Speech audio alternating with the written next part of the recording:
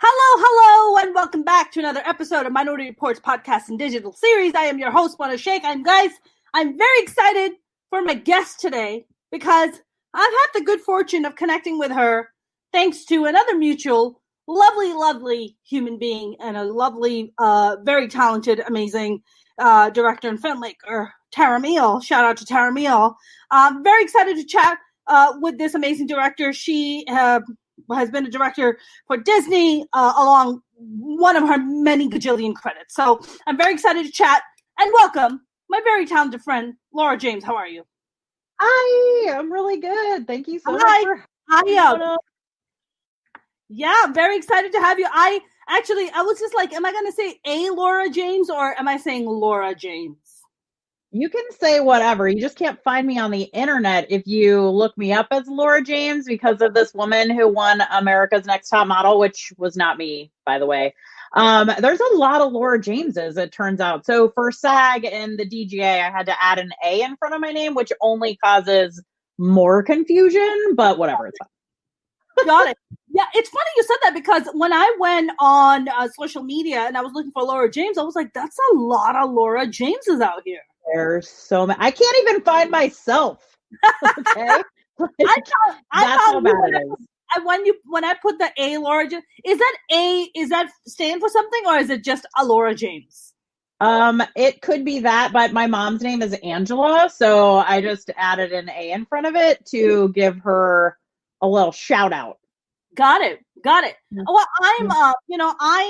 I'm a fan of yours. I think we've just briefly known each other recently, and I think what you've done is what you are is amazing. And I wanted to actually touch upon you and your career and why the hell are there such few female directors in Hollywood? What is that about, Laura? Can we kick off with that? Oh, Mona, so you're giving me the softball questions to start out with, I see.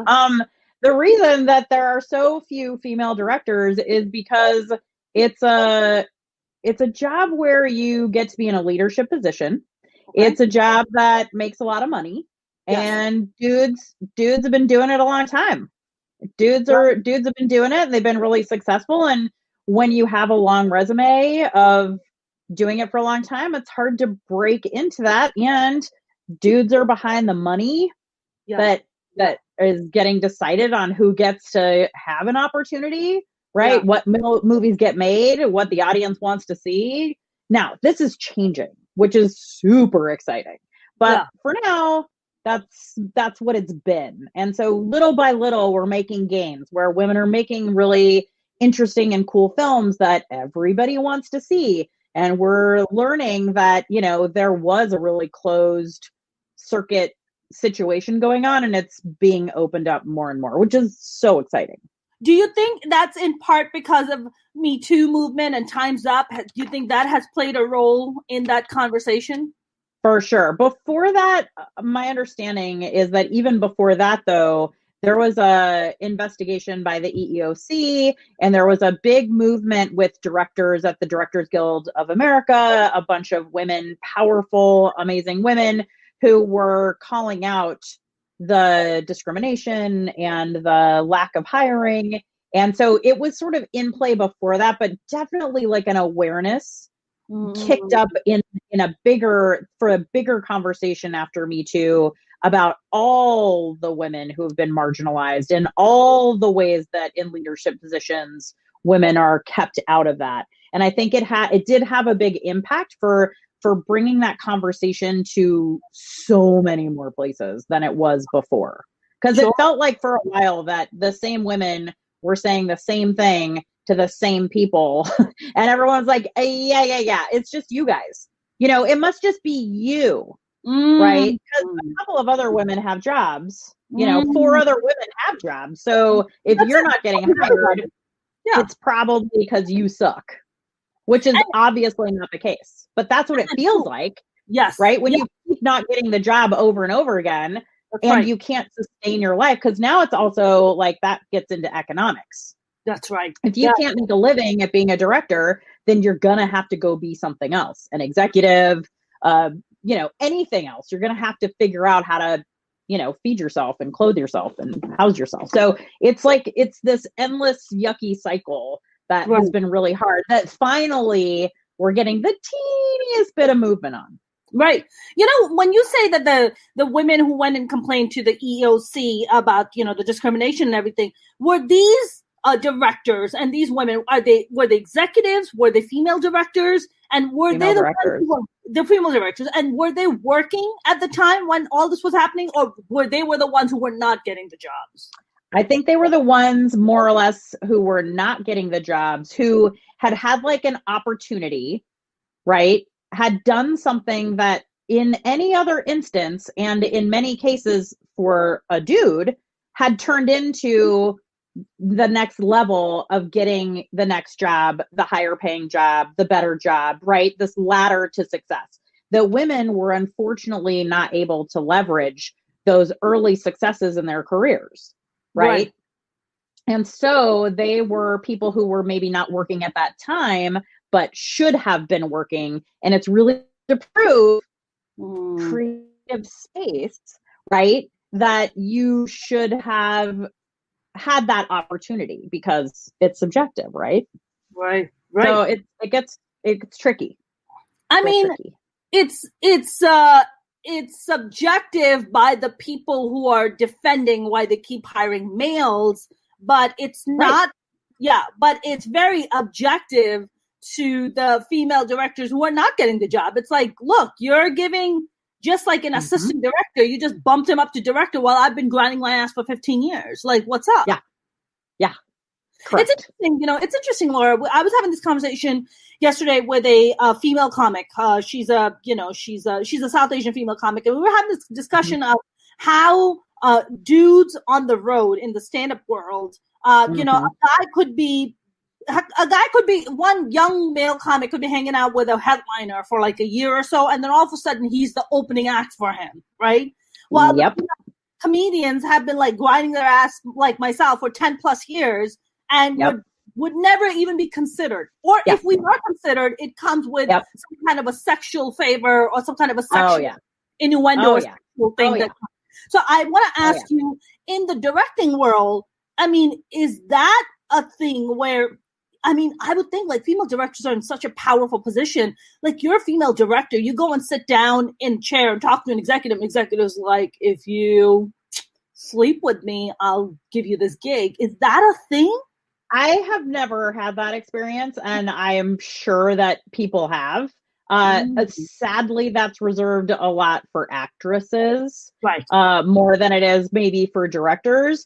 But there is, this business, as you know, is all about favors, and it's all about power and the power dynamics that go along with that. So if you are not going to go along with, then you will be punished. That's just how it rolls here. And so whether it's sexual favors or whether it's like, you're not going to, say something about something, but certainly most, probably sadly, female directors have stories when there was a time before they were the director, and maybe even when they were the director, because, being a woman in this business is fraught.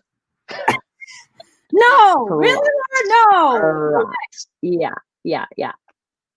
I mean, you're right. I mean, that kind of sexual thing, like, what's his name? Harvey Weinstein, trying to lure actresses into his hotel rooms, and then,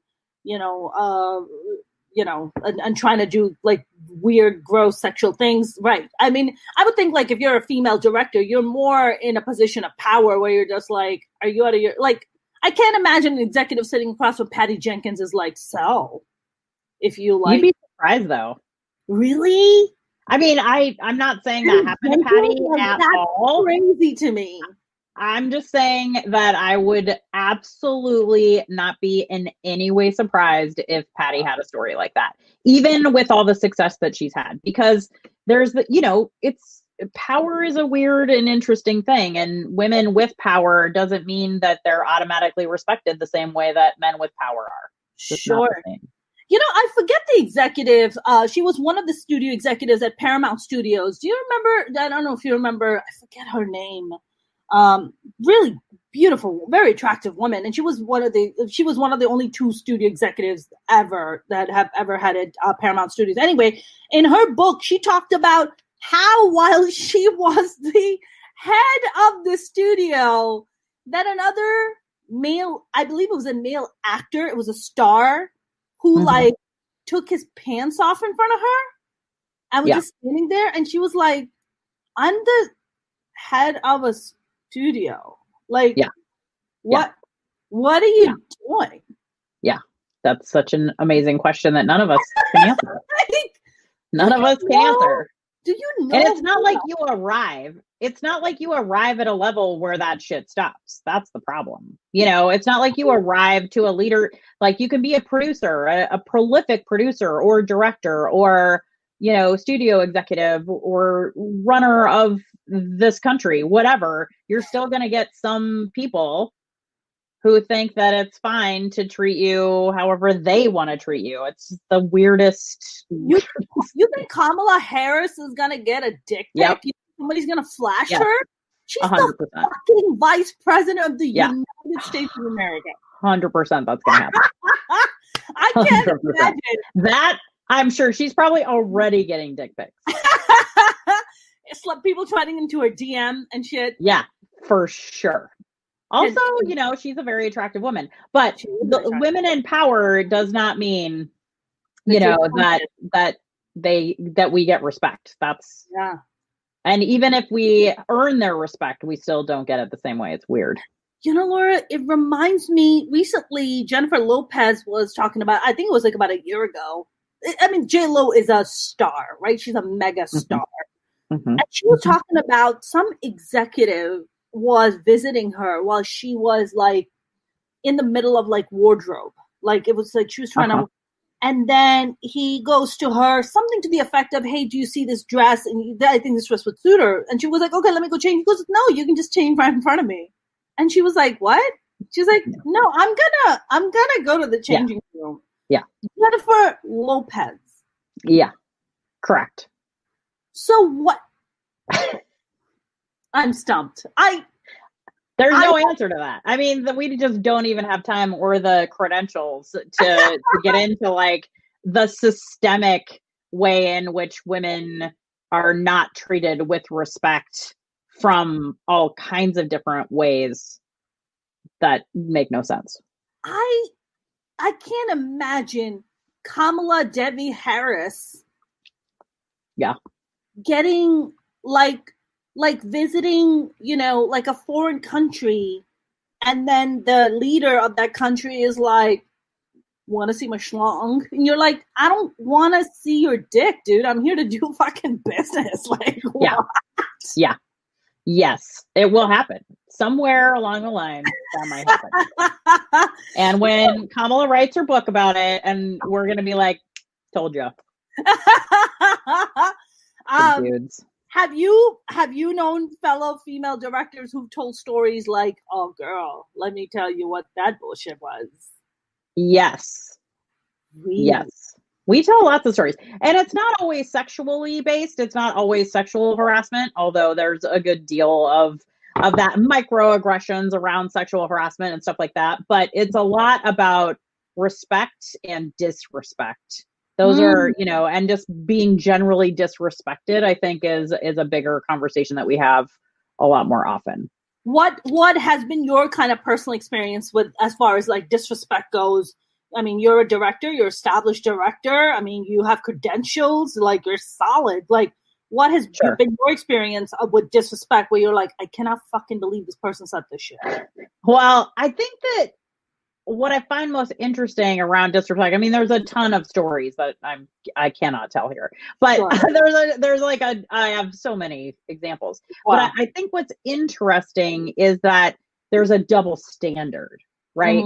And so when you look around and you watch, because like when you're a director, oftentimes you shadow, meaning that you go observe another director do their job on set, right? For those who don't know what that is. And when you do that, a lot of times you're shadowing a male director because there's more of them, right? Yeah. So when you're watching that and then you see that they are just offered the respect of that position upon arrival, where they say what they say and they're not questioned by other crew members in the same way, doubted or made to feel like smaller in front of crew by certain different levels of crew. And this is not like all the time, but there are just these ways in which women walk onto set and you kind of have to prove yourself. There's a super funny, Women in Film made these really funny little sketches called Flip the Script. And there's this one that makes me laugh because it's like so hilariously true, where it's an all-woman crew and a man walks in as the director and they first mistake him for like hair and makeup, which happens a lot. Like people will, like we walk on set, women walk on set, they're like, oh, are you hair and makeup? Are you the scripty? Are you right? They don't know who you are, which is whatever. It is whatever, but they don't assume that you are the leader of this merry band of wonderful people. And so it's stuff like that. But anyway, the sketch is really funny because they do the reverse of how women get treated. You should check it out. It's pretty funny. All right, I'll definitely check it out. So what is the conclusion? What did they think he was? He was the craft. He keeps telling him that he's the director. They keep telling it and they finally let him do it, but they really disrespect him in a way that is like viscerally, you like really can appreciate what we go through when it's flipped. And I think that it calls it out for dudes. Okay, I'm definitely going to check it out. I had Tara Meal, thanks to shout out to Tara Meal. That's the reason I met you. Yes. One She's powerful amazing. Woman knows another powerful woman. Yes. And I was interviewing Tara, and Tara and I had this conversation. She was telling me about her experience being on set for for like, I believe it was like a Fox show, if I'm not mistaken. I could be wrong. And some show she was on, and she walks on, and the lead actor is like giving her a hard time. He won't just automatically give her the respect. He's doubting her direction. And I was just like, oh my God, Tara, like, how do you handle something like that? And she was just like, look, you kind of have to like, you have to, you're still, you try to handle it in the most delicate way possible, but you're also very firm about it. Like, look, this is, I am the leader of this, I am the captain, and you are going to listen to me. Like, this is how this works. But a man never would have to prove that. If you're a male director, it's automatic respect. It is. It is. And actors are still going to test you. I mean, make no mistake. They're going to test all the directors for sure. That's just kind of how that goes. But we have to try extra hard. And the thing is, like, you got to be careful, right? Or it has been my experience that women need to be more careful about how you firmly push back and what is the right layer, because you got to be careful in the gender politics of things that you don't offend or upset that star, because if he walks off to his trailer and refuses to come out, you're fucked, right? So you don't want that to happen. So I use humor, like that's my thing. Luckily, I come from comedy and I try to use humor and, to deflect and to, rally people to my side, I guess. But, we all have to find our different ways. Yeah. You got to be really conscious of like what it is you're doing and how you're doing it to be mindful of what it is you need to get done, I guess. Mm-hmm. I know you said that you have a lot of stories. Is there any one story you can maybe kind of bring up or divulge to be like, because I remember that story that Tara told me. Yeah. No, I don't have any stories that are proper to share yet until these people have passed away. I feel like I can't tell those stories. Oh no, you don't have to mention names, but just like no names of any kind. Like just like, hey, I know. I got hired on this gig. I went, and then next thing you know, like people are just being douchebags for like becoming a woman. No, I come from the school of if you don't have something nice to say, try not to say it at all, and not to glorify all of the horrible shit that's going on constantly. So I don't like to revisit that stuff all the time and keep sharing that, because there's so many other stories that are much more pleasant, and there are so many awesome things that have happened. So I don't like to ruminate too hard on those things. Just know that it happened. Just know that the bad things used to happen and it's less bad now. And, we have to be extra mindful and just twice as good, twice as fast, twice as awesome, 3 times as rad. Try harder, no more, and be like super awesome. That is what women have to do in every industry to get ahead. Yes. And that's a very valid point, right? I mean, I was talking yesterday to the female comic about how, like, as female comics, we have just this one chance, right? You go up and you have to be like perfect, right? You get booked on a show and you better go up and just murder, right? There's no room for error. But dudes can go up there and just fuck up and be like, it's the crowd, it's not me. It's them, it's not me. And it's like, well, I went up and I fucking killed. Well, they like you because you're a woman, or they like you because you're South Asian, or whatever bullshit that they want to make up to feel good about. But they have a lot more room to play with versus us. So you would say that with female directors, it's the same thing. It's like absolutely no error mark.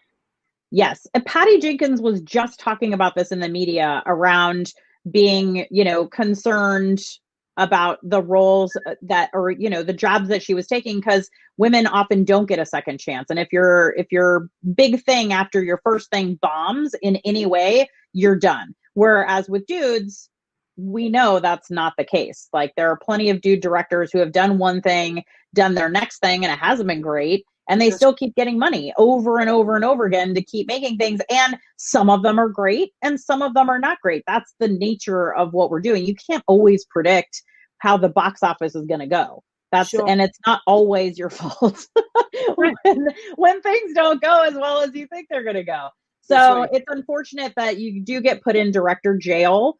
Other non-women get put in director jail as well, but women for sure get put in director jail, where you stay for a long time, possibly the rest of your career. It's not something, you might be there a couple years, you might be there forever.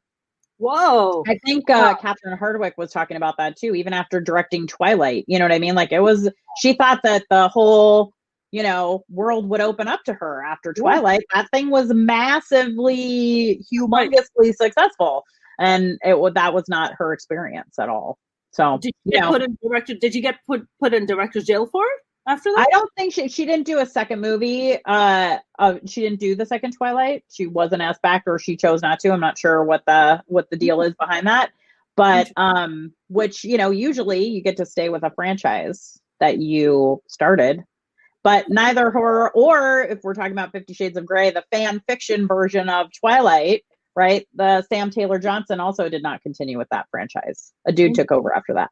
Interesting. I mean, that certainly is not the case with Fast and Furious, right? Fast and Furious is like, they're like, we're making the 16th Fast and the Furious, and it's the same dude, just like directing. Is it the same dude? I think it's different dudes. It's the Asian dude, right? The Asian director, isn't he the one who's been directing? Yeah. Yeah, I don't know if he did all of them, but yeah, I think he came back.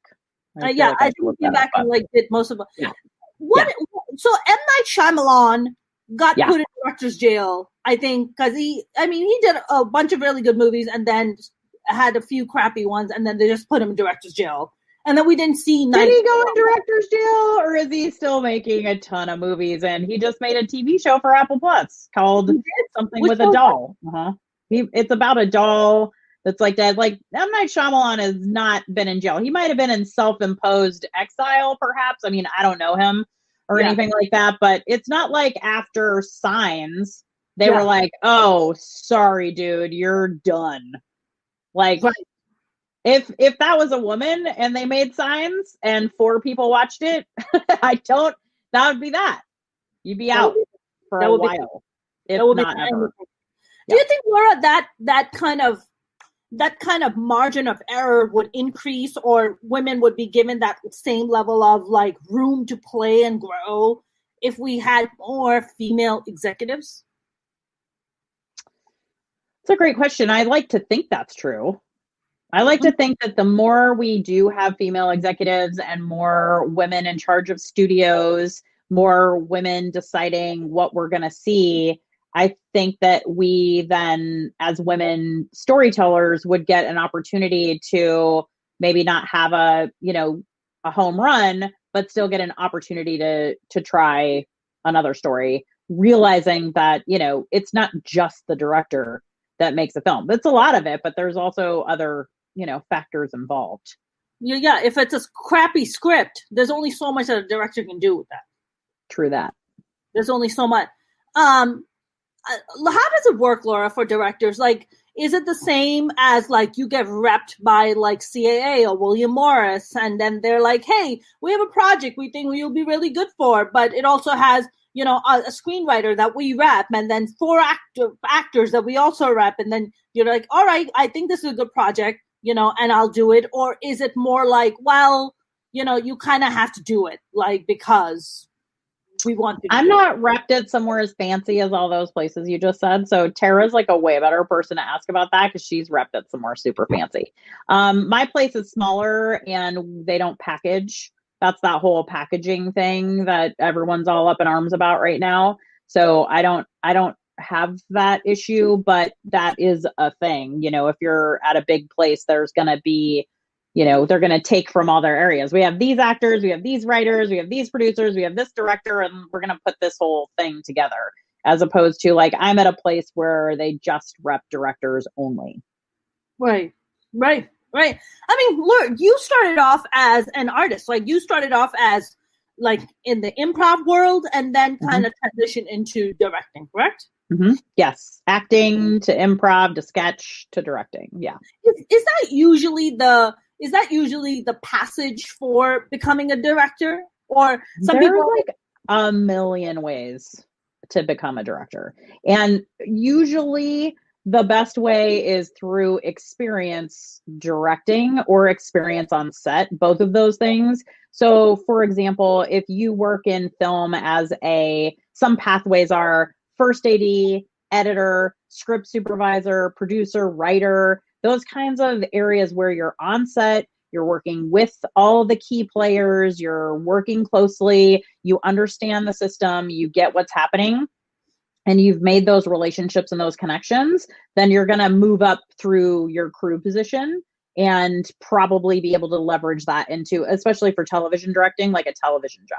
If you want to be a director and you are trying to do feature films, you've got to connect with somebody who's going to fund you the money. And so, either they're going to find you based on your reputation and your previous credits. You're going to do a pitch deck. You're going to pitch yourself for it and talk about why you're the only one who can do that job and why you're the best one. And other people are going to be doing the same thing. And then hopefully you get hired to do that. And then you get to bring it to life. But theater directors can move up into directing. That's where I was sort of like I was directing sketch for a long time. So putting shows together, putting them up, on their feet, and then letting them go off on the circuit. The comedy circuit that they do. And so that was super helpful. And then we used to have a thing called Neutrino Project, which is a filmed improvised project, which was insane crazy pants. It's basically a Herald, for those of you who know improv, which is a 3-act structure. And we would have 3 groups with 3 cameras. And we would get, suggestions from the audience, and we'd get objects. And then we'd like run out into the parking lot, right? Like run out of the theater, and we would have like 10-minute lead time where we would have to make a 2-minute piece of film that was like the beginning. I was like A group, let's say, and I would make the beginning part, and B would make their part, and we'd run the tapes back into the theater so the audience would then watch it in real time. So you had like this certain time crunch, you'd edit it in camera. It was super fun and super amazing. And we used to do that as well. That was like insane and a blast. I mean, it sounds like I would probably go bald because I'll probably be pulling my hair out. Like, I could never do something. I can stand in front of 50,000 or 60,000 people and tell jokes, but I can't do that, what you just described. It was really fun because you get 2 improvisers basically and a runner and me with the camera. So I was also like DP, camera operator, director of the story, and you wouldn't know what the other groups were doing. And then eventually, if I was like the A director, which I was a lot of the time, you'd have to pull the whole story together at the end with all the groups. And you'd be like, okay, what was yours about? What was yours about? What was yours about? Okay, everybody get together. Okay, this is what we're doing. It was so fun. It was that's when I knew that I was like, I really need to get into film directing. Then I happened to have a friend who's a dude who had been my mentor for many, many years, was directing at Disney Channel. And he was like, I think you could do this. And I was like, I agree, but like, how am I going to get there? And so he suggested, and it was such a great suggestion, that I become a dialogue coach, which is an acting coach at Disney Channel. What they have for the young actors is somebody who really gets them ready for being on stage, helping them learn how to act sometimes, helping them mostly memorize their lines and be ready, because there's kid hours and there's all these restrictions. So making sure that they are super ready to go out there and nail it and get it done quickly and not fumble around on their lines or forget their blocking or any of that sort of stuff. You're there for them. But it's a little bit of everything too. It's a little cool aunt, camp counselor, guidance counselor, nurse. You know, it's a lot of that sort of role, because you're with them for many, many years, and they're young people when you start, young people when you're done. So and then I was able to leverage that and those relationships into directing finally. So that was awesome.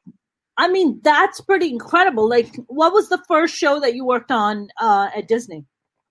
It was the first show as a dialogue coach was Austin and Ally, where I started directing in the 3rd season. Wow. Yeah. And that was you starting as a dialogue coach, and then you were just like, hey, I think I might be really good at directing this. Yeah. And they were like, we think so too. You should come on in and do that. It wasn't quite that easy, but yes, essentially that's what happened. I just cut, because I said it a little earlier on than like season 3, so it took a minute. But you know, it was hard to get all the ducks to line up in a row. Even though I had been there, and even though I'd been there for every episode, and even though it was still a lot. And my friend Bob, who was my champion and mentor, he threw his sort of like weight into it and was like, I really believe in her. And, you know, he was huge in making sure that opportunity came my way. So, yeah. Do you think, Laura, if Bob had not stepped in and kind of thrown his weight to be like, hey, that would you have been able to be given that opportunity? If Bob not sure. Yeah. Not sure. Because that was really what tipped it over. Right. I mean, it's look, I think this is a thing that I've noticed in every, pretty much in every, when it comes to entertainment, I think in any profession, whenever a dude steps up and is like, this girl right here, or this woman right here, she's worth her weight, people were like, yes, because he's said it. Yep, that's right. And he's super well respected, and they loved him, and you know, they knew that I had a long relationship with him, and that, you know, and so yes, his seal of approval, his stamp of endorsement was very important, and probably was the big difference. You know, Laura, I would have maybe gotten there eventually, but he definitely helped me get there faster. Yeah, absolutely. I mean, I feel like, you know, stand-up comedy, directing, producing, I guess even acting, you know, maybe acting's a little different, but I think the other 3 professions that I mentioned, I think a lot of people don't realize that, you know, when you're a young male, like whether you're a producer or a stand-up comic or a director, guys don't have to worry about a biological clock. A dude could just be about to be fucking croaking at 85 and still, like, you know, like pump out like some glue, and then a woman could be impregnated and just like, I have his child. And it's just like, with us, it's not like that. There's a biological clock that's ticking. So we're fighting against all these odds of like, I'm a woman, I'm not getting these breaks because all the breaks are being given to dudes. And then on top of that, you're fighting the biological clock. Like, oh my God, nature is like not on my side. If I want a family, you know, then I gotta make these sacrifices of maybe taking some time off from my career, or build myself up so much, or hustle so hard, or try to hustle so hard that I get to a point where if I want to take a break, it's not going to dampen my career. You know what I'm saying? Right. Yes. All those things are true. Yes. You know, and I think a lot of people never really talk about the biological clock of women who are in these professions. It's like we have to we have to sacrifice. Like, dudes don't have to sacrifice on a level that we do. Not the same way. And I think that's really interesting you bring it up, because you're also talking a little bit about ageism sort of accidentally. But like, sometimes if you're too young, then you don't know enough and you can't have an opportunity, right? Because you're too young, you're not experienced enough. And then when you get into your middle years, you've got some people have family things and they want to have a family and they've worked for a long time, and that becomes challenging to take a couple years off and then get back into the flow. You know, it's like double Dutch, you know, and you're standing on the edge of it and you like want to get back in, but like you can't get back in. And then there's also a certain amount of, you know, when you're old, whatever that is these days, which I don't even know what age is old anymore. Because in Hollywood, it's like 28. For actors, for sure. For directors, I'm not sure. And there's something about like, if you have a bunch of experience. Then, all right, Laura, it's 35. But there's also like, you need to be old enough or, you know, perceived to be old enough to have the respect, but you can't be old because then you're not cool or something. I don't know. It's like, there's so many tight ropes to walk. It's hard sometimes to get anywhere. That whole old thing, like, you know, like mature but not old. I think that's maybe that. Yeah. Okay. Mature but not old. Yeah. Does that also apply to male counterparts though? No. Damn it, Laura. No. Jimmy Burrows is 80 something years old and he directed every episode of Will and Grace before COVID for the last 2 seasons. How old is he? 80 something. Wow. I did not even know that. And he started directing like Taxi 100,000 years ago. He has like thousands literally of episodes of television and probably piles of money and perhaps some islands. I don't know what he buys with his, you know, like at some, no. So yes, I don't know any 84-year-old women that are directing off the top of my head. I don't even know any 64-year-old women who are directing. I don't know an 84. Are you kidding me? I mean, I don't know if he's 84. Let's see how old Jimmy Burrows is. Go ahead, keep talking. Patty Jenkins must be what, in her early 50s, mid 50s tops? Maybe, yeah. I mean, she looks fantastic. She looks amazing. And she's so cool. I bet. She looks like the kind of lady that you can just sit down and just have a really great, just a great conversation. You can just tell she's so down to earth. Yeah, she's really kind of. I'm very excited about her directing Gal Gadot in Cleopatra. Very excited. Right. I know, that's gonna be awesome. Yeah, very, very excited about that. I just hope to God that they. I mean, I know that Wonder Woman 2 didn't get a lot of good reviews, but I really hope to God they don't put it in the director's jail of some kind for that. But it made money. It recouped the money. And that will be helpful. And also, Patty is one of a handful of women who have directed films that are over $100 million budget. Wow. There's, I believe, it's something like Mimi Leader, Catherine Bigelow, Ava DuVernay, Patty Jenkins, and somebody else just got like an opportunity that was like a big deal. Like, it's literally a handful of women who have had that opportunity. Laura, what percent? I read some crazy number about the amount of percentage of female directors that are in Hollywood. I think it's less than 1%. It's something super tiny. If we're talking about feature films like box office, things that have been released at the box office that are feature films, something about the amount of theaters and seats in theaters. Like, I don't know what the breakdown is exactly. I'm not a feature director, but it is appalling. And it's shocking and also sadly not surprising because the number stays remarkably sadly low year after year after year after year.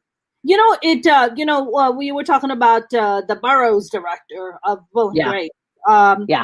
It kind of reminded me of a conversation that I was having someone with about Jerry Seinfeld, right? Like Jerry Seinfeld did a Netflix special and then got paid. I was like, why? I was like, you could have just given that money away to like someone else. Like, You have so much money. Like, are you going to take this to the fucking grave with you? You have so much money. So much money. You're the highest paid fucking comedian in the world. What in the actual fuck? I don't know. Fucking. I wish there was a cap on money. Is it greed, Laura? What is it? What is it? What is it? I don't know.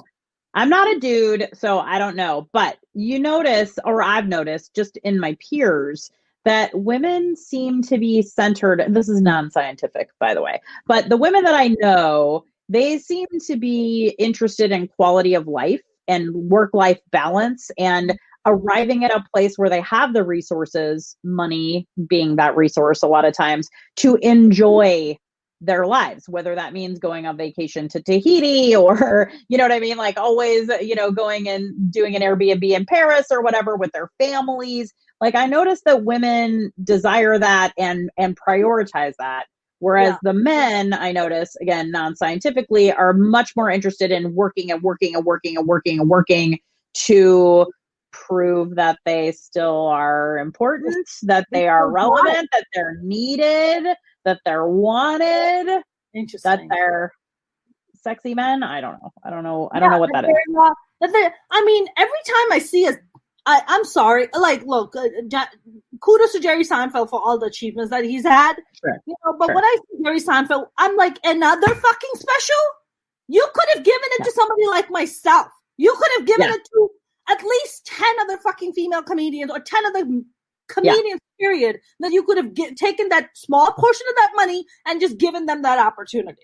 Yeah. Or does he have like women open for him that he leaves at the front of his thing? No, of course not. No. Laura, he got confronted. I forgot, this was like an ESPN a while back or something. Yeah. I forget where this interview was taking place. And this woman asked him, she was the interview, she was the host, and she asked him, she was like, now we have people of color coming up, women coming up. How important is their point of view in comedy? He goes, it's not important. Why? Why do we need to have that? You just need to, and I got so upset, Laura, I just turned it off. And I was just like, you have to. Yeah. I was just like, this is the man who's the highest paid fucking comedian right now. Okay. He has so much pull. Maybe I'm just ending my career right now as I'm speaking about this, but I hope not. I hope not, but I'm like speaking the truth. But look, I don't personally know the man, so I don't have anything personal against, Jerry Seinfeld. So I can't say that. But I'm just looking at it from the outside, and I'm just like, Jerry, you have so much money. Like, you are in a position of power where you can help, like, so many other new talent come up and give the world this, gift of art that you are in the position to do. But yet you keep collecting all this money where you could have easily helped another, person out. Yes. Like, so many comedians would love this opportunity. He could have a comedy special night where he has 10 comedians do 10 minutes for Netflix. The Jerry Seinfeld sponsored comedy extravaganza. Yeah. He could do that. Sure. But he doesn't. Yeah, absolutely. And, I've never heard, I do have to give a shout out to Patton Oswalt. And Patton Oswalt is one of the realest. He really is one of the realest. Yep. His agent's assistant came to see my show. She discovered me at the Comedy Store and went and pitched me to Patton Oswalt himself. Wow. And showed my video to him, and Patton Oswalt was just like, yep, book her. Have her open for me for like 3 nights straight. Like, I opened for him at Levity, like in Oxnard, right? For each night it was a packed room of like 300 or 400 people each night, right? Packed. Yeah. And it's just me and Patton Oswalt. And Patton didn't have to do that. He doesn't know me from nothing, right? Yeah. Right. And for him to like just be so compassionate and being so kind. So that's just an example of how to, you're in a position of power. You have the ability to give younger talent, right, this opportunity. Like I cherish that so much that I'm like, wow, like that's a credit that I have that I would have never really even had the opportunity. Yeah. Right? Yeah. And he gave it to you and you ran with it. Just like men are given that opportunity to get in the door and then prove themselves. And if we can't get in the door, we can't prove ourselves. And sometimes we're going to kill it, and sometimes we're going to be less awesome. And then we still need another chance after that. Because the other thing is, you get better at doing something after you've done it a bunch of times. You don't just do it one time and then that's it. That's correct. You know how to do it now. That's correct. And again, it goes back to the margin of error, right? The margin of error for, male comedians or male directors, male producers, so much more than female, right? We have to do it first time. We have to get it right while the biological clock is ticking. And while you're probably like slapping away a dick that it's coming your way. I mean, it's just so much shit to just describe my life. That's my life. Everything about it. Slapping a dick away, talking to your eggs to be like, hang on, I'm working on it. And then like you're just like trying to like juggle all these fucking things, right? Yep. Yeah. And then showing up on set, and then some dude's like, I don't have to respect you because you have a vagina, and you're just like, nah, dude, I'm the fucking director. Like, hey, talk to me, Yes. It's a lot. I'm exhausted. I need to take a nap now, Laura. I'm burnt out. You're like describing some of the not nice days of my life. I feel that hard. Fuck. Have you ever just had like a fucking meltdown where you're like, I need a goddamn moment right now, or I'm gonna stab somebody? No, I mean, you can only ever do that very, very internally. Like, if you ever did that outwardly, you would literally never work again. Yeah. There's a female director who I'm not even going to say because I don't like to keep this stupid, dumb story alive, but it is said that she was seen crying off, not even on the set, like behind a piece of scenery somewhere. And that is a story that has been told 100 billion times to make it seem like she is not competent at her job. She's a well-known director. It's a thing that people say all the time, like, oh yeah, well, did you hear that about, it's like, we also have to stop these stories. We have to stop continuing these stories. And I talked to my male friends about, especially crew members who were on set, because I think that some of the things that we want to change are being careful about how we talk about people. This is true of stand-up comedy. This is true of directors, actors, every industry. This is true. You want to be careful that the dudes don't stand around and say things like, ugh, she's really difficult. God, she's such a, what is she like on her beard? She's like so hard to work with. If you say that about a dude, it is that they are passionate, about what it is they're right. They're into it and they're being a dick because they care. Right. Whereas if a woman does it, it's completely unacceptable and they don't have their shit together. And the little bit of respect that you have maybe earned is gone in a flash. So I feel like you can't outwardly show any of those things, and dudes are allies, of which there are many, just need to be mindful that if they are dealing with a director, I tell my friends, my really good friends, I'm like, no matter what, I don't care if she is a bitch. I don't care if she is a nightmare. Zip it. Even if somebody else from another part of set is like, oh man, you see what she said, man? She's such a fucking bitch. The answer is like, no, I didn't notice. I just thought she was really, really passionate about that scene.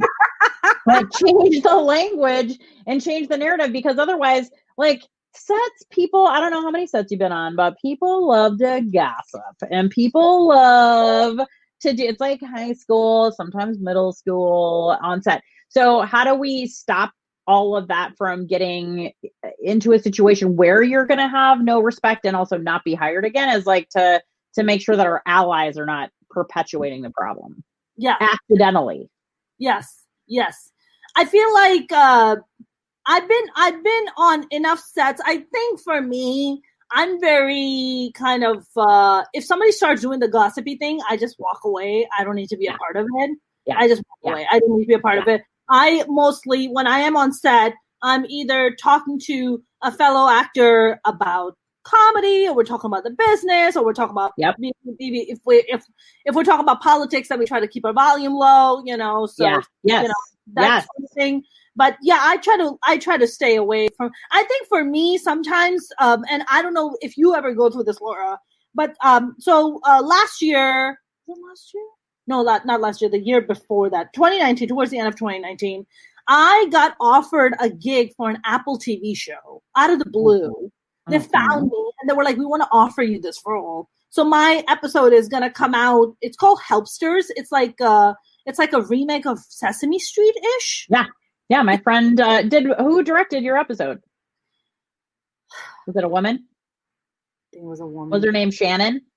I think it was Shannon. Shannon's my really good friend. She's amazing. She won an Emmy for Helpsters. She was. Did she win an Emmy for Helpsters? Uh-huh.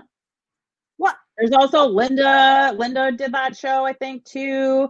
There's a bunch of women. Anyway, Shannon is amazing. She was amazing to work with. I mean, she made it so effortless, and I was just like, "Is this even work? Like, How does this even work? Like, this is too much fun." But the one thing that I noticed is that my fellow co-star that was in the show with me, it was just, you know, it's all Muppets, and then it's me, and then this other person.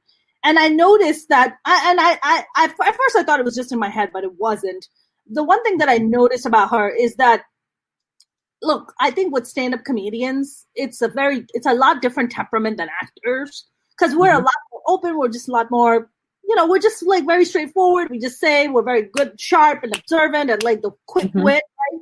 And I think people really connect to that. So the director and the producer who were on board were like, they were just fucking loving me. They were like high-fiving me and shit because I was improving, and they were loving it, and they were like, "Oh shit, that's funny. Oh, Mona, yeah, keep that, right?" Yeah. So I see from the corner of my eye the actor who's with me, because she's not a comic, she's an actor, shrinking. I see her shrinking, right? So now I'm feeling bad, and I'm just like, oh God, I don't want her to feel like, you know, I'm the fucking boss and you're like, not like, I don't want her to feel that way. Like, I want you to feel you're part of this. Like, come, like, be cool. Like, come, be a part of this, right? And I just see her shrinking, and the more I try to talk to her, and the more I try to engage her, the more she like pushes me away. Is that a thing that directors experience, or is that just mostly among artists being insecure? Yeah, I don't think that's true, because there's only ever one director on any given set. That's the one cool thing about that. So that comparative, that like, but you can be diminished by other crew members, you know, that are making your life hard. I mean, you know, a first AD can really mess you up. A really unpleasant DP, a really unpleasant producer or showrunner can really, really F you super hard. So, yes, I think it depends on how you handle it. And the more someone, you know, is climbing up your ass, the more you might choose to shrink as opposed to, you know, keep trying to exert your power. Like, sometimes it depends. TV shows are, you know, being a guest director is a special kind of interesting political navigating scenario as opposed to a feature. Totally different. Right. I bet. I think what you're describing is mostly actor stuff. Yeah, I think so too. I think that's and it's interesting because when I was leaving, I went to my you know, to my room or whatever that they gave me, and I was changing everything, and I was like, oh, let me say goodbye to the actor. They're like, oh, they left already. And I was like, oh, how hurtful. I was like, oh, that's too sad. Like, I wanted to say goodbye and see if they wanted to exchange and she was just like, fuck you, bitch, I'm out. And I was like, no, I think you got to do that now. You know, you do that on set. Because once you go back to your room, you're just out. You got to get out of there. Get in and get out.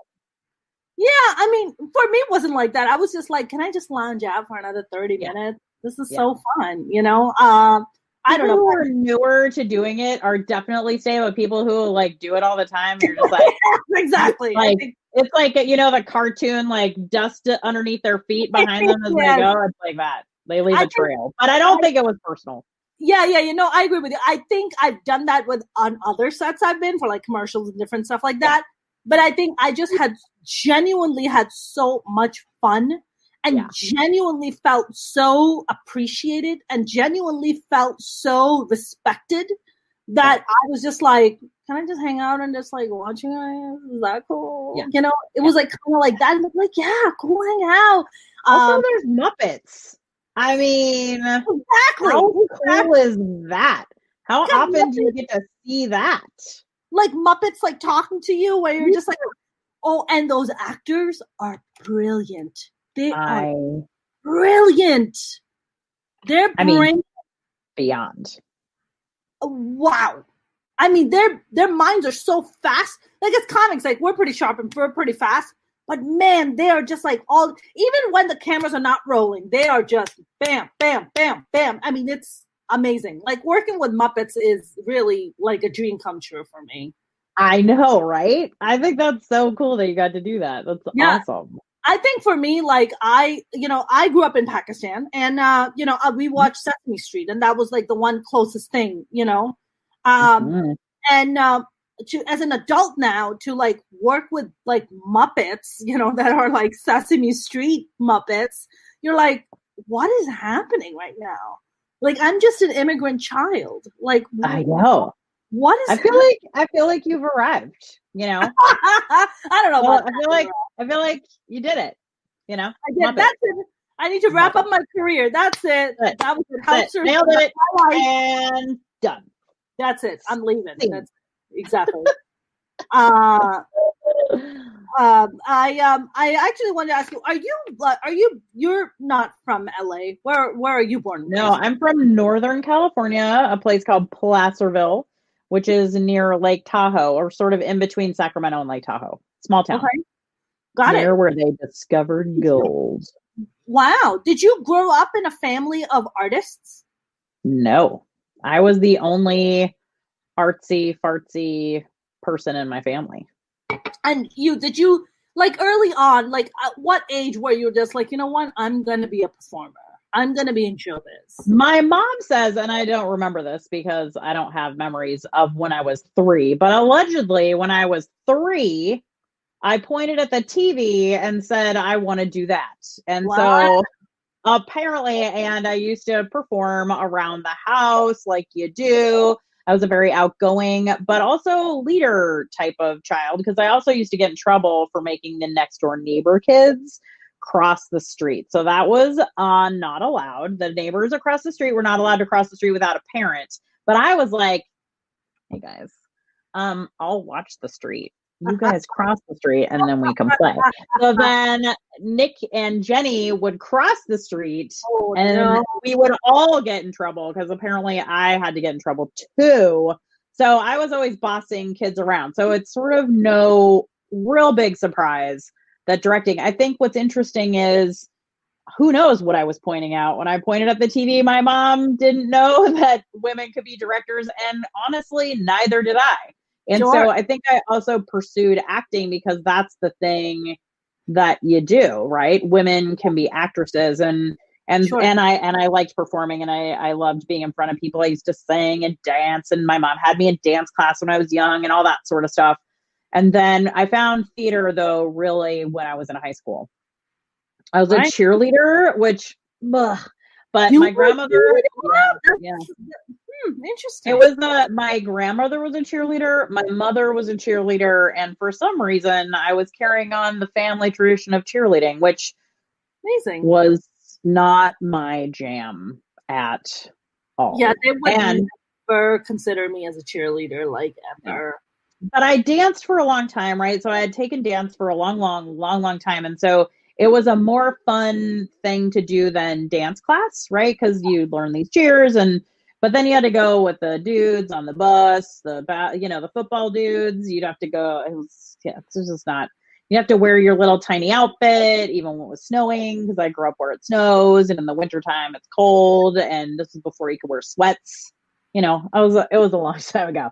Anyways, I found the theater, and theater would have rehearsals in the evening, and so I had to pick between continuing on with cheerleading or doing theater, and there was like no contest. I was like, theater! And so I totally became a complete and total theater nerd. I was down there all the time because the theater, we had this beautiful theater off away on the edge of campus, where they had built this thing. And so I spent all of my time there and I loved every second of it. Then I went to college for it. I was hooked.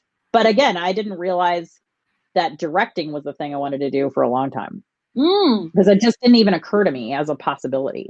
Right. It's interesting, right, Laura? Like, here you are, you're like, no, this is the thing. This is going to be my path. I'm going to be an artist. I'm going to be a performer. I'm going to be in theater, right? And then somebody like Bob comes along and Bob's like, that's not really your destination. Let me show you what your path is supposed to be. And then, boom, next thing you know, you're just like, oh. Yeah. Oh my God, I should have been Well, I had given up, actually, before Bob came in and totally helped me out. I had given up acting, actually. I had tried to, I came to LA, I went to college, I got my degree. I came to LA, I was doing improv, I was doing comedy, I was doing all kinds of stuff. And I was in this troupe of other improvisers that I had been with for many years. And I looked around one day and I was not, this was in the 90s, and Janine Garofalo had all of my parts. She had all three of the parts. Damn you, Janine Garofalo! Were available for not the traditional looking lady parts. And more power to her. She's amazing. I think she's hilarious. Yeah. So, but I looked around at my blonde, beautiful, everything they're looking for actress friends who were doing like Kelly McGillis as the Top Gun character in San Diego at some convention center for, dudes selling insurance or whatever the fuck. And I just looked around one day and I was like, none of you guys are getting paid to act. And like, you guys are good. I'm good. You guys are good. And like, none of us are getting paid to do this. I got to get out of here. And so I was like, I was over it. I was like, fuck this. I'm not doing this anymore. And I moved to Portland, Oregon. And I was ready to give it all up. But I decided I was going to quit acting, but I would teach an improv class so that I had people to play with and do improv, because I love improv. And I think that regular people should take improv all the time. So I did that and then slowly ended up back in the theater scene. And there was a huge comedy boon in Portland at the time. So yeah. Then I ended up back into directing. I did the All Jane Comedy Festival in Portland. Yeah. All Dick, no Jane? All Jane, no Dick.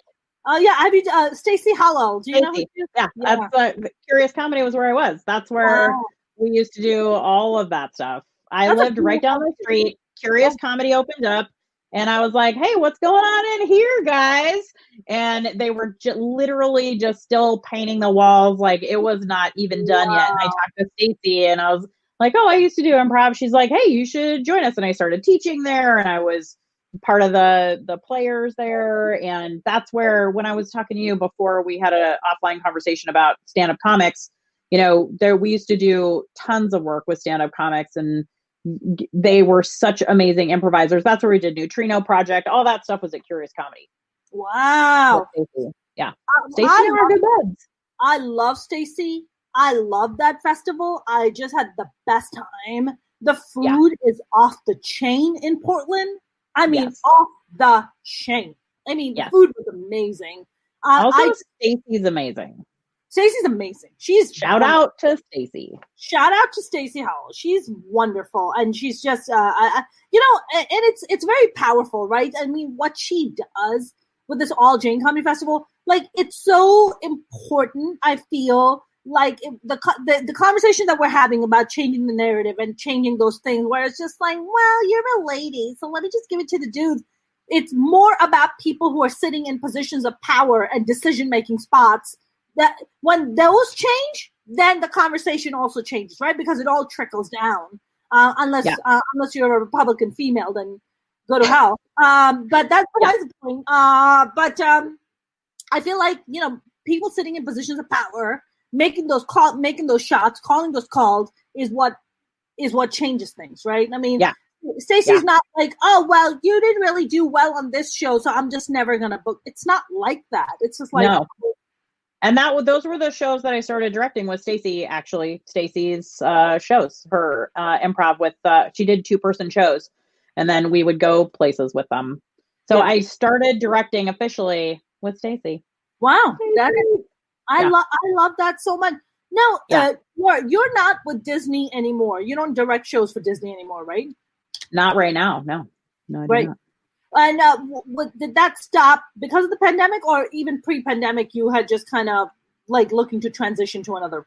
Yeah, I'm looking to transition out of kids comedy into more teen drama. I'm looking for more vampires, werewolves, face-touching, kissing, tromping through the Vancouver forest in the nighttime type of work. So things like that is what I'm really interested in. And so I'm trying to move out of multi-camera, which is its own special thing, into single camera. And so I sort of just made a break from that for now. And then the pandemic happened. And so now I'm on hold until we clear that up, which right now it's like insane out there. My friends that are directing, it's like so stressful, and like people are getting sick, and it's just like a mess. You know, I was talking to, I have a doc, I think I mentioned to you, that I'm working on. And my DP on it was like, she told me, she was like, every set that I've been on in 2020 has had a COVID breakout. Every single one. Yeah. Yes. That's madness, Laura.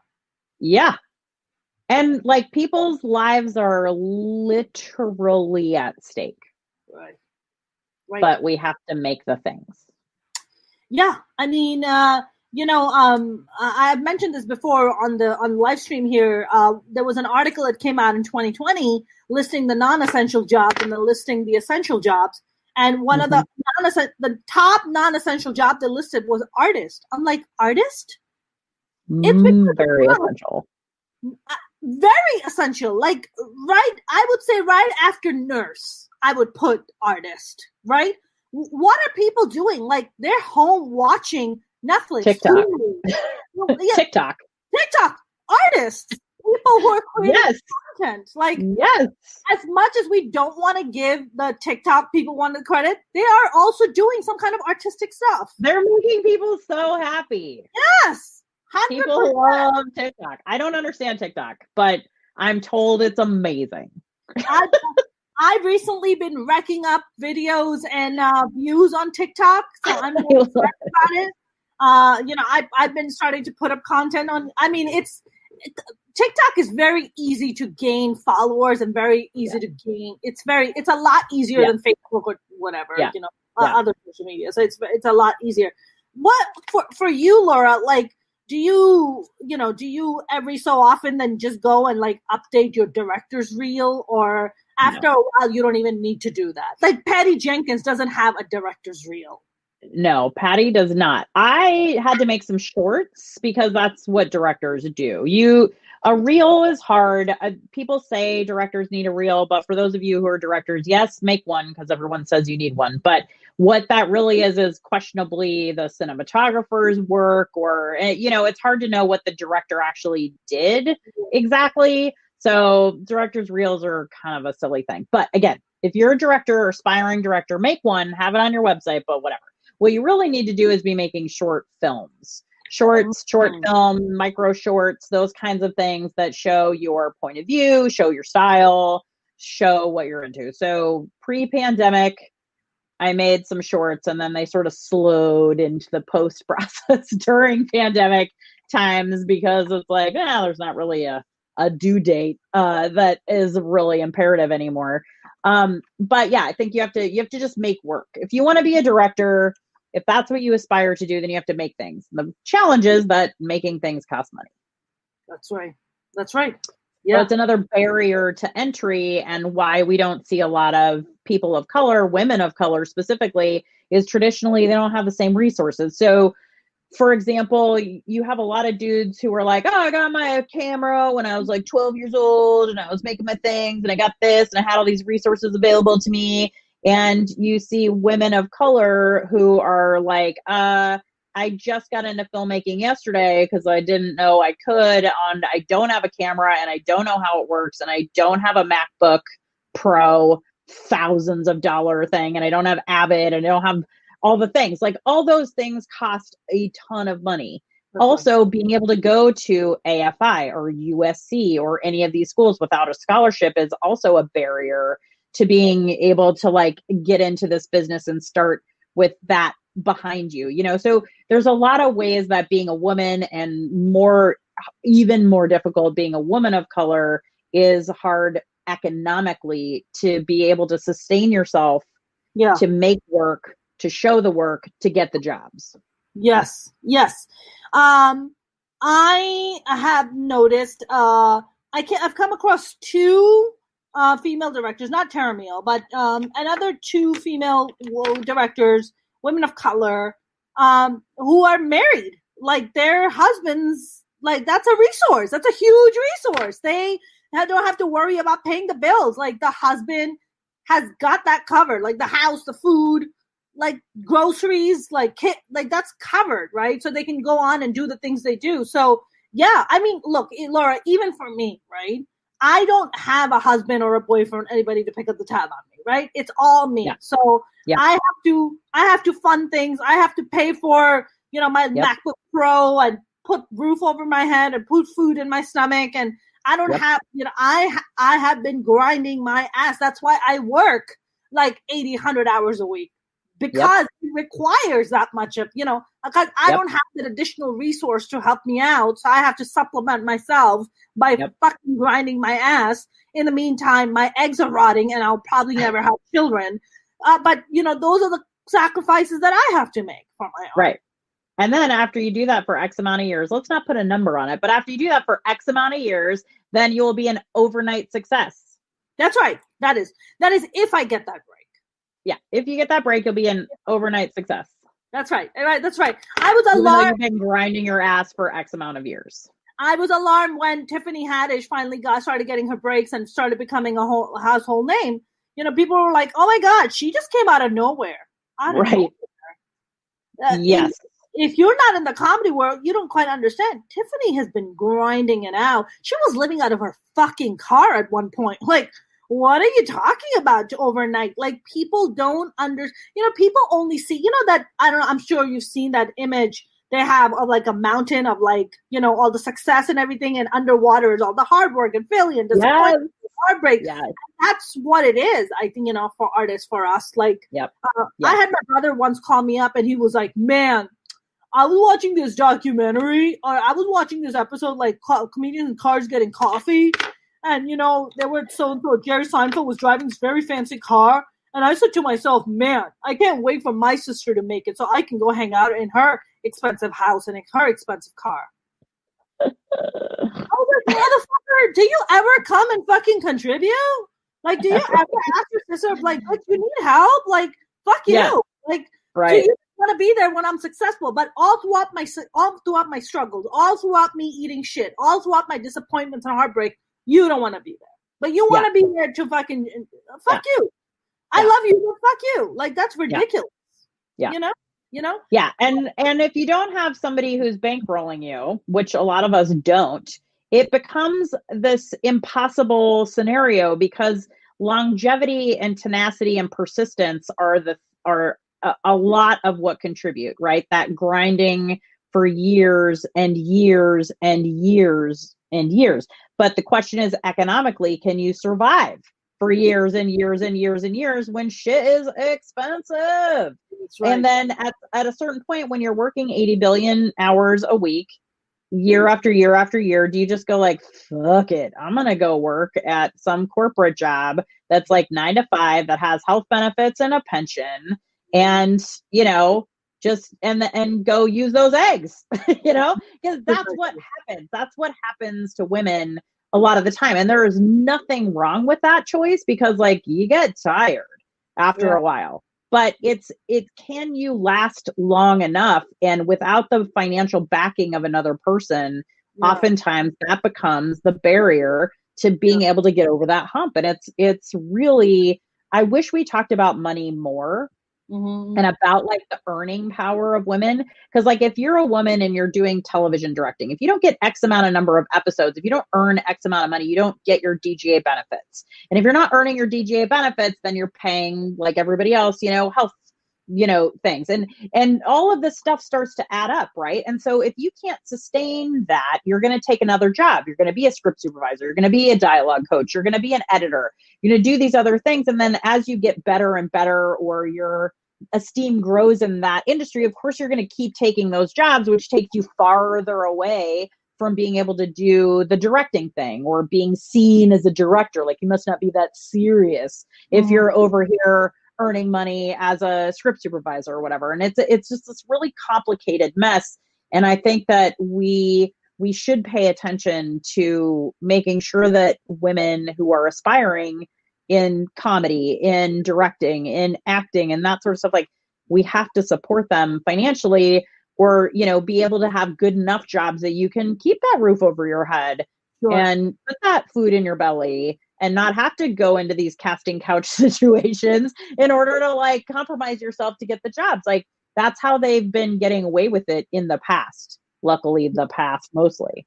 Yeah, but Laura, you also know that in our business, it's either feast or famine. Like, that shit needs to change, right? There needs to be like, you have actors and actresses making like $30-40 million. It's just like, so for instance, right, Judge Judy made $75 million, right, in 1 year, right?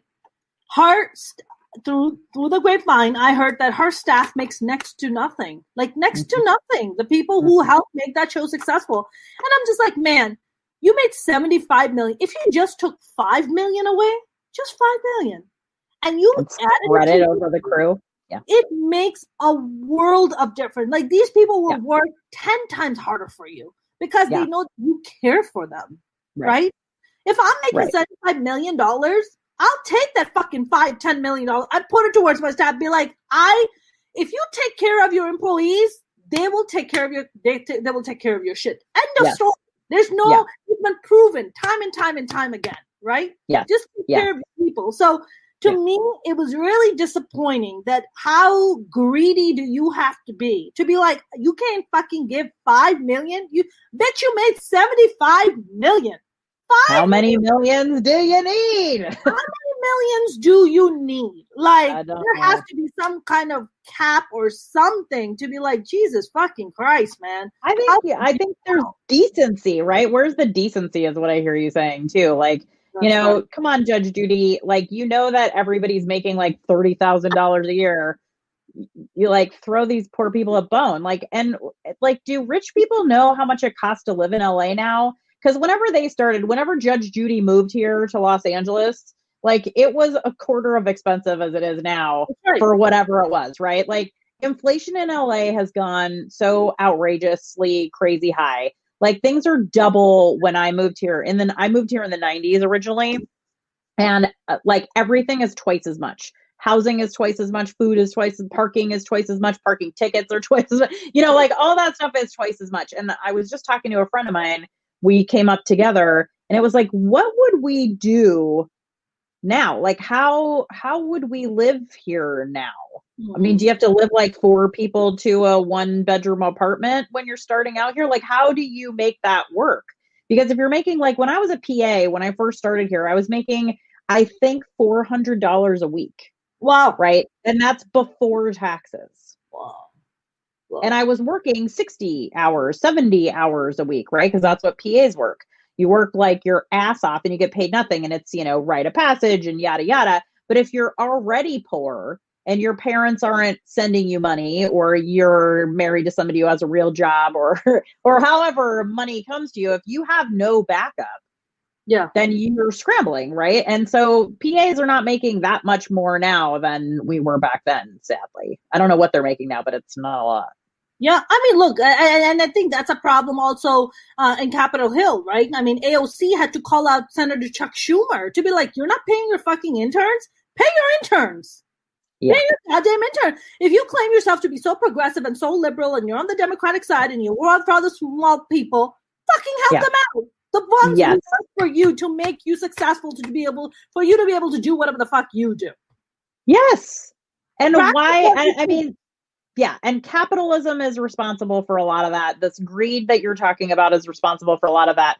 And so back to, in my opinion, it's also just personal decency. Like, when are we going to get to the point where, we all feel responsible for the people that we care about. And when you are a corporate leader, if you're an entertainment leader, you know, when you are someone who has so much more than everybody else, how are you going to do that? Which is, you hear the stories sometimes, right? Like you hear the story about Keanu Reeves giving everybody money and motorcycles or whatever, you know. So there are the occasional exceptions, right, of people being very generous with the large amounts of money that they have. But sadly, there's not enough of those stories.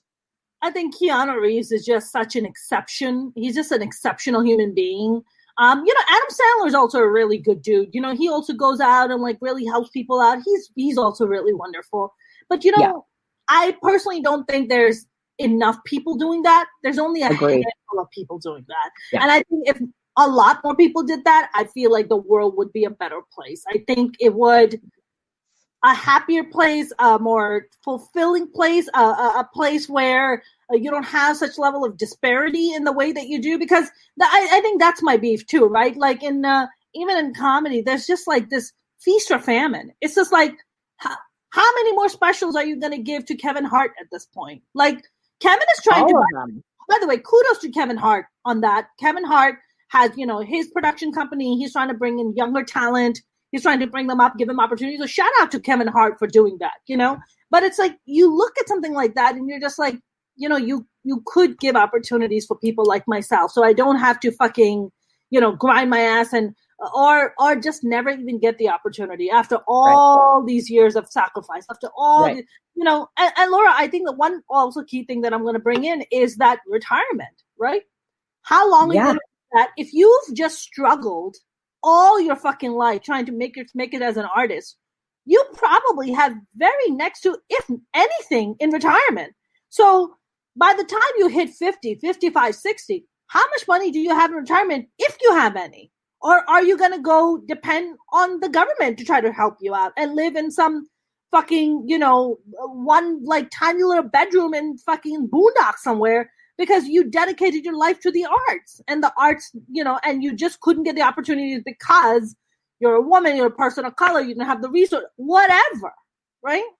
Yeah, that's what I'm so with you. The economics are the thing. Like I really, when we talk about this, that's the other big part of it, is if you're not earning enough money to earn pension at whatever it is you're trying to do, you are going to be a 65, 70-year-old woman with nothing to back you up. And God forbid you get sick, you know, then you're extra fucked. But if you happen to be healthy and bopping around, you're going to work till what? You're 85? Like you have to work until you literally croak. That's right. That's right. What are you going to do? Get an Uber or fucking join Postmates? Like what are you supposed to do exactly? Exactly. Because the system isn't going to take care of you, sadly. Right. And Jeff Bezos is going to keep his billions of dollars. Listen, Jeff Bezos don't give a fuck about nobody. Okay, he's got somehow he needs that extra money for his girlfriend's face, who keeps needing a fucking new face every goddamn fucking new year. I love it. I can't stand that hoe. I just can't stand her. I'm sorry. Too harsh, maybe. I don't give a fuck. You're funny. I just don't care. Laura, what are you working on? We're gonna start wrapping up. What are you working on? Have you been working on anything during the pandemic? No, I'm teaching right now during the pandemic, which has been a blessing. I teach directing at AFI, the American Film Institute, and also I teach directing at USC. So I'm getting to work with very exciting, emerging, talented humans, which are super inspiring and inspire me. And that's been really a blessing during all of this, because even though we're doing different kinds of production, but those schools are handling things differently as far as like making art, but that art can still be made and your voice can still be developed, and, you know, figuring out what you're trying to say and all that stuff are still things we can do and talk about storytelling and what is good storytelling. So that's been really amazing. But as far as like working on my own stuff, I have a couple things that my friends and I have put together that we're trying to pitch around, but it's COVID, so nobody cares. And, you know, I've got, you know, my shorts that I'm finishing. Again, it's COVID, nobody cares. And, you know, but when COVID is over, everyone's going to care a lot about the projects that we have to pitch and the shorts that are hopefully going to get me over into CW territory, freeform territory. Yes, I'm very excited about that. So little by little, wrote a novel, no big deal, whatever. Listen, novels, people write novels all day. I wrote I had a lot of time during COVID. I mean, it's great. It was a great time to write and build and create, right? That's how you and I got connected because I'm working on my stand-up special. So that's how. I know, it's very exciting. I'm very excited and nervous and terrified at the same time. I'm just excited. I'm only excited, Mona. You're excited? Oh, that's awesome. That makes one of us. That's great. I actually wanted to ask you, have you seen the show called The Runaways? It's a Marvel series, The Runaways in Disney. Yeah, I haven't seen it. I know what it is, but I haven't seen it. Is it good? Should I watch it? In that teen genre, face grabbing, kissing, teen drama. That's how you people are in love, Mona. Just so you know, like if they touch your face, then that means that it's real love. Got it.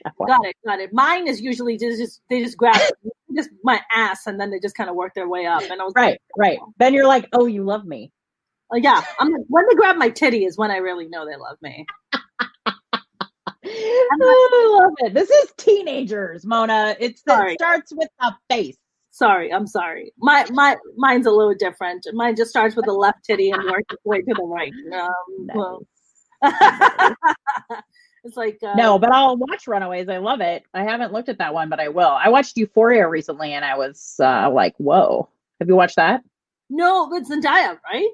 Yeah, she's real good.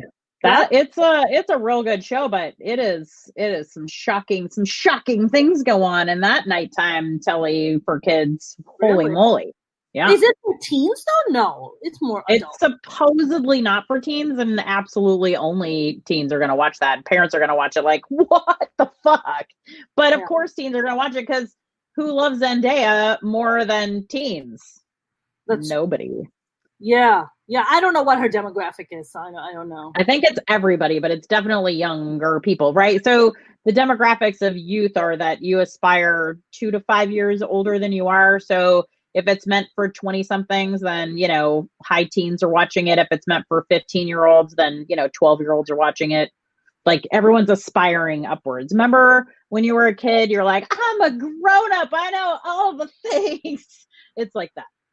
Really? I don't think I ever had that, Laura. I never was just like, I know. I was like, I am a grown up. Stop telling me what to do when I was like 4. Really? Yeah, we would get 2 across the face if we said something like that. Yeah. So I mean, I'm not saying I didn't, but I was not deterred from what I wanted. You're like, ass whoopings were not going to keep me from adulthood.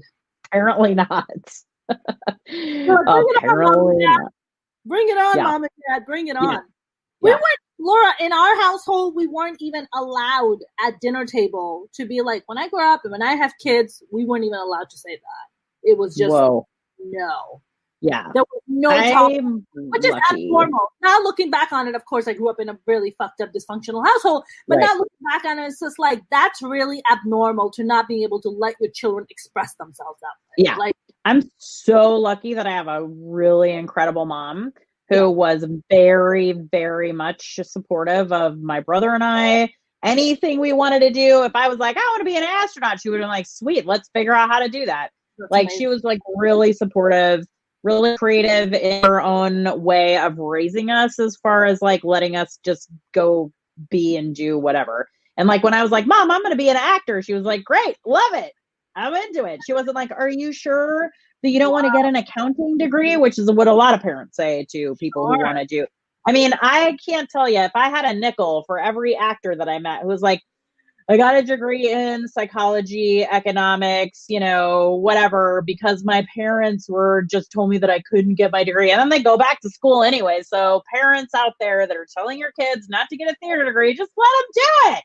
Right. Plus, it'll help them get whatever job because you can act like anything at the interview. So it's actually super helpful. Put on a coat and just pretend like you're a doctor. It's like, so what are we looking at here? Exactly. I could probably get a job as a doctor is all I'm saying because I am a trained actor. Just get that male confidence, and you're good. Yeah, that's all it is. Yeah, all just it is. So what are we looking at here? Oh, it's heart Do a little man spread. Just act like you know what the fuck you're talking about. You're in. You're like, heart surgery, not a problem. Nailed it. You're like, nailed it. Not a problem. I've done many. I do them all the time. Broken a lot of hearts. Yep, broken a lot of hearts, fixed a lot of hearts. What's up? I think you should get a job as a heart surgeon, Mona. I think you'd be great at it. You know, let me tell you, Laura, if I ever, and believe me, I was recently talking about quitting the business altogether because I'm so fucking frustrated. I was recently thinking, I was just like, you know, I was talking to a friend of mine who's a lawyer who's actually just commented, said, yeah, man, Robert. Robert's a very successful immigration lawyer. And I was talking to him and I was like, man, I'm so fucking frustrated. Like, maybe I should just quit the business. Like, maybe I should just go to law school. He's like, try it. Give it a shot. Oh. If I ever quit the business, I would probably become a lawyer. Yeah, well, you could also go to law school and still work the business. And then when you get out of law school, you'll be a lawyer and a stand-up comic. Oh, God. I don't know. I mean, law school takes a lot out of you, Laura. Just for like 2 years, though. 2 years? 2 years. 3 years. Is it 3 years? I don't know. Ask your friend. So did you know? Robert. Yeah, I'm going to ask Robert. So Robert also takes improv because he's smart and amazing. Yes. But the other thing that I've learned, did you know that there's a law in California that if you work under a licensed lawyer or like established lawyer, you can actually rack up your hours and then go take the bar, and you don't even have to go to law school. Do that. Does Robert need an assistant? Get up in that. Right? There you go. You can just work your way up. Robert said 3 years. Mr. Perkins said 3 years. It takes 3 years. It's only 3 years of like totally amazing, immersive learning. I used to work at the USC Law School, and one of the many jobs, I've literally worked at every job there is in this town. One of them was at the USC Law School as an administrative assistant. So I know a lot about law school. That one's a real good one. Yeah. So I think that would be the only thing that I would become. And then you can help people. It's performative. If you got one of those ones where you could get up in front of people, it'd be great. I can see it, Mona. Not that I'm saying give it up. I'm just saying you'd be great at it. Right? I agree, Robert. She'd be great at it. Like, you'd be great, Mona. That's very kind of you. Yeah. I just want to get up there and be like, Your Honor. I just want to say that. Exactly. Like, you could also make a nice pension. You could help other people. You could change the world. You can do it with stand-up comedy, but you could also do it as a lawyer. Not saying give it up. I'm just saying it's out there. Now you got me thinking. People go to like night school and like go to grad school while they're doing other things all the time. That's right, true. Robert? Tell her it's possible. Robert's like, yes, do that. Yeah, you can do it. If I ever become a lawyer, I would probably want to become do criminal law. I don't know why I'm so trying to do that. Yeah, exactly. Like dudes with like tattoos on their necks, like showing. Yeah. We're like, what's up? And get them out of jail, or do you want to get them out of jail, or do you want to put them in jail? Depends on how well. If they don't pay me well, then fuck them. Put them in jail. If they pay me well, then I like this career path, and so there's something to do with lawyers and actors. I think because I was also like, I'd be a really great lawyer because I think there is that performative aspect of it where you have to get up in front of people and you get to talk, or at least that's how they do it in movies. I don't know if that's how it really is all the time. Probably mostly sitting in an office typing up bullshit, but you know. Right. It's not like the movie lawyers who get to have these amazing monologues. Right. Or maybe it is. I don't know, Robert. I'll have to tell you how it is. Robert's a very successful immigration lawyer, and he goes by the immigration professor. Oh, that's very helpful because I feel like a lot of people probably really, really, really need his help, especially now more than ever. Yeah. I mean, Robert has been on my live stream. I mean, we had a very in-depth conversation about, about the kids that are being put in jail, or rather in, cages, and, why this whole conversation, what people come out and make arguments. It's like, well, why don't you come the legal way? It's just like, look, if you're escaping fucking poverty, you know how much it costs to come to America? My Also, parents spent a lot of money coming to America, like a lot. And we were one of the fortunate ones that my dad made enough money to be able to do that. until you've emigrated, I feel like you don't get to say shit about trying to emigrate to this fucking country. That's right. Because I feel like anybody who was born here has no idea how hard it is to get here legally, illegally, and just like in general get here and stay here. So I feel like until you really know what that is or have family that's had to deal with that, I feel like you don't just get to be like, yeah, just follow the rules. It's like going to the DMV and getting your license. I don't know what the problem is, because it's not like that. Some people, Laura, think, and I think Robert taught me this, like some people think that applying for a citizenship is you just fill out a bunch of forms and then you just submit it and then you just wait for a green card. Yes, that's what people think. That's why I'm saying like they don't get to have an opinion since they don't understand how the system doesn't work. The system that is bullshit to begin with really also doesn't work, even if you follow the rules. That's right. Laura, it took me like over 15 years just to become a U.S. citizen. Yeah. 15 years. Thousands and thousands of dollars later, right? Yeah. In the process, losing my father, couldn't attend his funeral. They wouldn't let me travel, right?